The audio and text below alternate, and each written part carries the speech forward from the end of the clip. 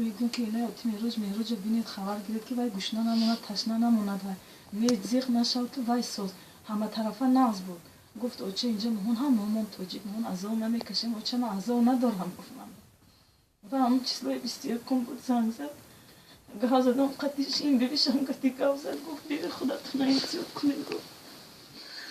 در تلفن قطیش گاه زدم بعد یه دختره که نغز میدید است تلفن قطی گفتن نداری تو صحبشین قطی نویسته روی کردی اوچه من عزیزه نغز میبینم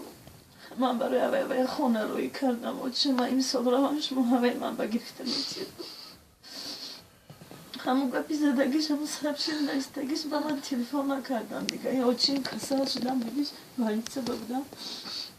اقفای اینا شدم من فکر کردم اینا وزمی شدم اینا یکون چی میشه گیمه تقدیم من که بچه من شد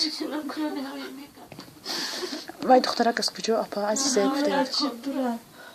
قطی هوای صحبشنی با سایت به در اومدم قطی هوای فقط قطی هوای گازه مردنش میدونست میپیشم مردنش نویسته روی کرد که اوچه من تلفن کتی گفتن نتونستم شما باید من عزیزه ناز میبینم گفت اوچه گفت من همی سال رو من هم دختره که میگیرم گفتم مالی بچه این بیو من توی میکنم تبا من همه گپی گازه دگش این آتیش که همیجا بکی بودم تلفن میکردن میگفتن اوچه چو زیغ نشه من روم تلفن هست پلانشت کتی فقط خطی بچه گاو میزنی